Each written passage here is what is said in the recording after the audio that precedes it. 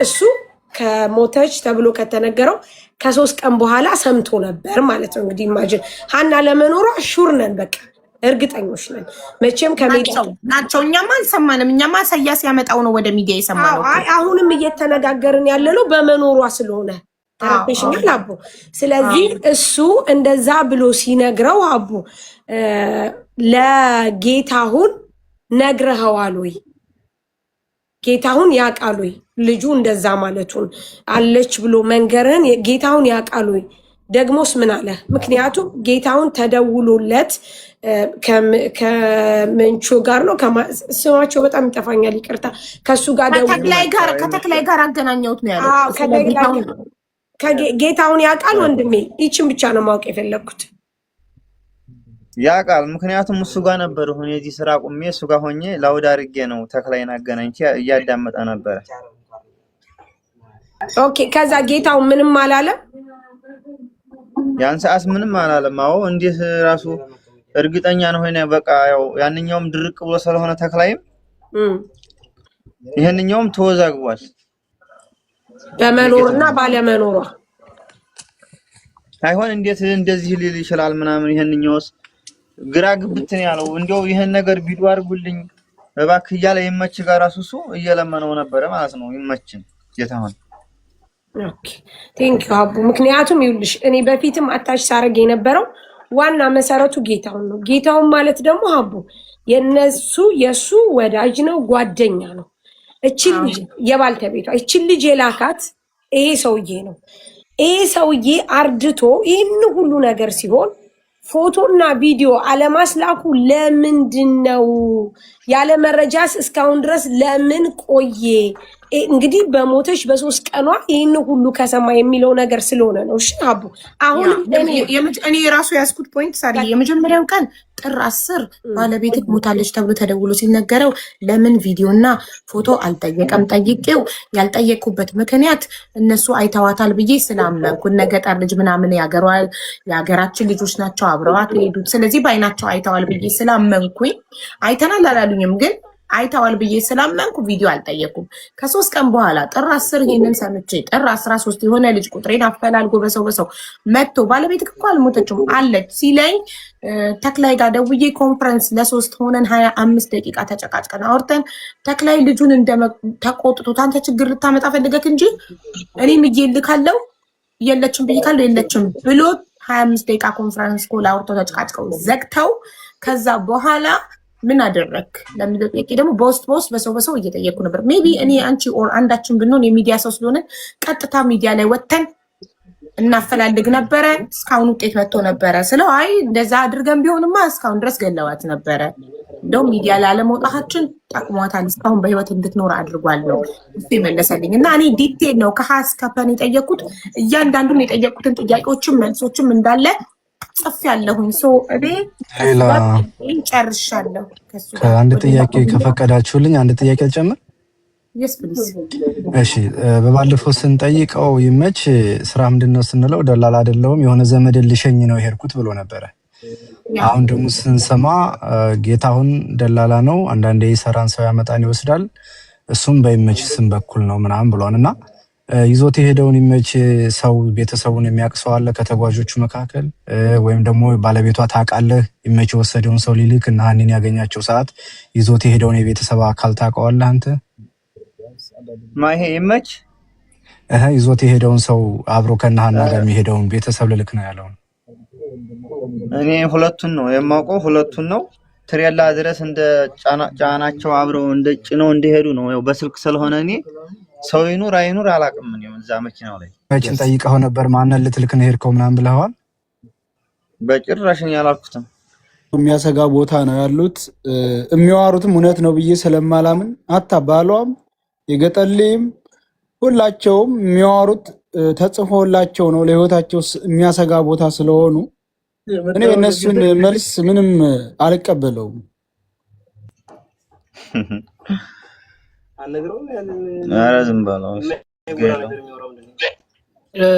እኔ ከጠየቅ ከፈቀድሽልኝ ሀቢባ yes please አይደለም እሱ አሁን ሳይ ያለው ላይ ባልየው ለኔም በርግጥ ደጋግሞ ነግሮኛል የምችለውን እያረኩ ነው ብሎና ያንን ነገር ለህዝቡ ግልጥ አርገህና ምን መሆን እንዳለበት ብታብራራ ጥሩ ይመስለኛል። ገብቷል? አንተም ወደዛኛው ግሩፕ አስገብተን እንዳናይህና አብዛኛው ሰው ወደዛ እያስገባ ስለሆነ ማለት ነው።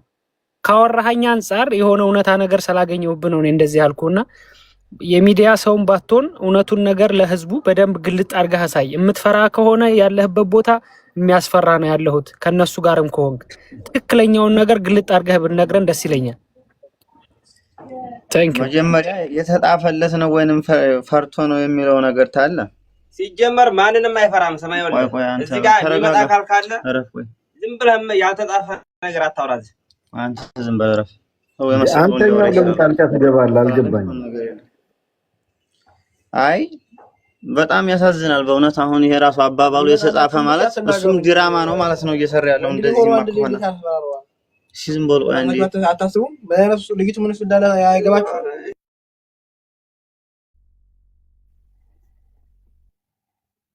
በኩል የሚሆን ከሆነ ብለን ነገሩን ስሙዝሊ ለመጨረስ እየሞከርን ይመስለኛል። እዚህ ላይ የሆነ ነገር ብንል ያለውን ነገር ብናወጣ ለልጅ አደጋ ነው። አንድ ጊዜ ለሃኒባል እኔ አንተን ጀጅ ለማድረግ ፈልጌ ሳይሆን ያው ትንሽ አጥጋቢ ንግግር ስላልሰማው ነው እንጂ አውቃለሁ። ያው ትንሽ በስጨት ስላልኩ ነው ማለት ንግግር ትንሽ ሶሻል ሚዲያም ላይ እንደማያወራ ሰው ሊሆን ይችላል። ግን ያው ለዛ ነው እንጂ ጀጅ እያደረግኩ አይደለም።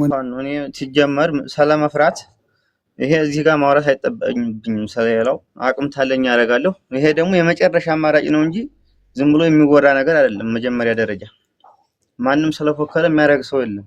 ዝም ስላለም ደግሞ የፈራ ሰው የለም። እና ደግሞ ተመጀመሪያው ያለውን ሁኔታውን አስረድተውሃል ከልባቸው ሁሉንም ነገር። ይሄን እያወቅህ እንዲህ ማለትህ ያሳዝናል።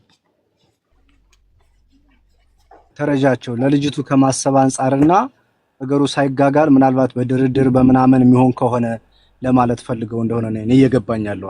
እኔ እኮ ከሱ ጋር ጥያቄ እንጨርሻለሁ። እኔ ጋር አይደለም እኔ በክሊር ሁሉም ነገር መልሶልኛል፣ ጥርት ብሎልኛል። እኔ ምንም ጥያቄ የለኝም። እኔ ወደ ሰይድ ልሸጋገር፣ እናንተ ጥያቄ ካላችሁ ብዬ የመጨረሻው ጥያቄ እኔ በኩል ጨርሻለሁ። የሸዋው ነበረ። የሸዋው ጨረስክ? ጥያቄ ግን ሰያ ጥያቄ የለኝም ብሏል። ሰያ ያለው ነገር ላይ ብዙ ሰው እንደዛ ነው የሚለኝ። እኔ በጣም ብዙ ሰው እናንተ ባልየው ወንድሟ እያሉ እናንተ ምን አገባችሁ? እናንተ ባዳዎቹ ሞር ላይክ ሰያ ባዳው ሞር እየለፋ ነው ከባለቤቷ ይልቅ ያን ነገር ደግሞ ባልየውም ቤተሰቡም ወንድሟም ይሄ ሶሻል ሚዲያ ሰው አይደሉም። ካየሁት አንፃር ለኔ እንደ ካለባቸው ችግር ጠጋ ብዬ ስሰማቸው የሸዋው እኔ ይሄንን ቃል የሶሻል ሚዲያ ሰው አይደለም የሚባለው ነገር አንድ ጊዜ እዚህ መልኩ አንድ ሰው እነዚህ ልጆች አደራ ተጽዕኖ እንዳታደርሱባቸው በቄስ አስገዝቻቸዋለሁ ስላሉ በከፍተኛ ደረጃ ስከላከላቸው ነበር፣ ማንም ሰው እንዳይነካቸው። ግን ከመጣ አይቀር ነው ትንሽ እንዱ ካልተናገረ ብዬ ነው እንጂ አውቃለሁ በእምነታቸው ያለው። አሁን እዚህ ጋር አሁን ትርፍ ነገር ተናግሬ ሰራሁ ማለት ነው። ዋላ ቆይ ምንድነው አሁን ይሄ ጋር ትርፉ ምንድነው? ማረግ ታለብኝ የራሴን በማረገው ነው የማረገው። ይሄ ጋር ቆይ አሁን ምንድነው ጥቅሙ ንገረኝ። ሲያሁን እንዲህ አረጋለሁ እንዲህ ነው ብል ፋይዳው ምንድነው? አይደለም እኔ እኮ ሰው ላይ ዛት ሰው እንዳረጋለሁ በል እኮ አይደለም። ከንግግሩ አንድ ሰው የሚያጠግም ንግግር ወደ እኔ ብታምንም ባታምንም ይሄ ቲክቶክ ራሱ ማለት ነው አሁን ነው ገና ራሱ አፕሊኬሽኑ የለኝም እኮ እኔ ያውቃል። በቅርብ ያለ ሰው በሰው አካውንት ነው የመጣው። አካውንቱን አይታችሁ ውሸታም እንዳትሉት፣ ብዙ ፎሎ ስላለው አይታችሁ በሰው አካውንት ነው የመጣው። የራሱ የሆነ ቲክቶክ አካውንት የለውም። ይሄ የገባበት አካውንት በሰው ተውሶ ነው ከሰው ሀቡ ይኸውልሽ፣ እኛ ማለት ባለቤቷን እና ወንድሟን ጓደኞቿን ራሱ አንዳንድ በሚሰጡ አስተያየቶች እኛ ራሱ ጄጅ ስናረግ ነበረ፣ እኔን ጨምሮ ማለት ነው። አሁን ግን እኔ እንደተረዳሁት ዝም ብዬ አሁን እንደተረዳሁት የሚኪ አስተሳሰብ ነው አስተሳሰብ የገባሽ። አንዳንድ ጊዜ ሀዘንሽ እንዲህ ነው ሀቡ፣ መናገር ማውራት ወይም ደግሞ እንትን ማለት ሳትቺ ተረድተሽኛል። እኔ አሁን እዚህ ጋር የተረዳሁት